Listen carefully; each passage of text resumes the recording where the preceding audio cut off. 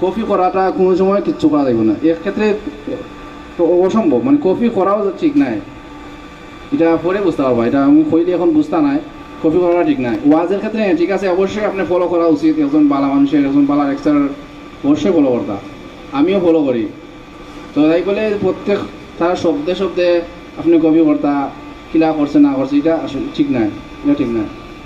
এই আমার কথাটা এলোমেলো হয়ে যার, আমি আসলে বুঝাই হইতাম আসলাম পারলাম না, বুঝাই হইতাম। তাই আপনারা বুঝা নিবা যে আমি ওখানে কইতাম চাইলাম যে বক্তৃতার ক্ষেত্রে হোক আর গজলের ক্ষেত্রে হোক, কবিতার ক্ষেত্রে হোক, সব কিছুর ক্ষেত্রে সেউরে ডাইরেক্ট কপি করার চেষ্টা করবো না, অবশ্যই তার অনুকরণ করবা, তার থেকে কিছু একটা নিয়া, আলোচনার কাছ থেকে কিছু একটা নিয়া, ওলা দুই তিনটা থেকে জায়গা দলা কইরা আপনারা শিখার চেষ্টা করবা, নিজে নতুন করার চেষ্টা করবা, ঠিক আছে না? নতুনত্বরে সবাই ভালো হয়। আইজকাল আপনি একটা বক্তব্য, আমি খালি একটা উদাহরণ দিয়ে কই দিব।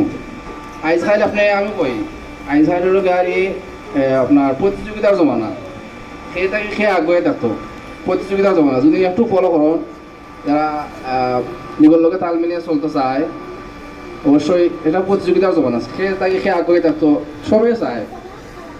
একটা আমি বর্তমান জমানার যারা বাইরাল ওয়াজি হোক আর অথবা গজল হোক, ইংলিশ দুই একটা ওয়ার্ড হইলেও মনে করে যে হ্যাঁ সকলেও পারে, বুঝছো না? আসলে এরকম কিচ্ছু নাই।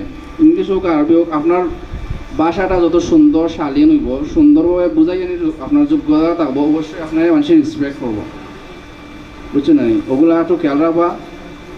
আর বর্তমান দেশের অবস্থা তো হাই হালত জানরা, আল্লাহ সকলে হেফাজত করতাম।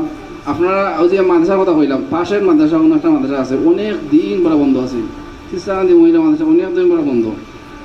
এই সর্বক্ষেত্রে বিবেচনা কইরা আল্লাহ তালা শুক্রিয়া আমরা আদায় করতাম, আমরা এখন তো সুস্থ আছি। আর মাদ্রাসা থাকার আল্লাহ কোরআনের তৌফিক দিয়েছেন, উস্তাদ বলতে লাগে সবাইকে দোয়া করবা। আর সামনে পরীক্ষা, আর সম্ভবত আর সাপ্তাহিক সভা পরীক্ষার আগে হইতো নাই, তাই সকলে মনোযোগ দিয়ে পড়ালেখা করবায়। আল্লাহ আর সবাই বালা হইয়া সুস্থ হইয়া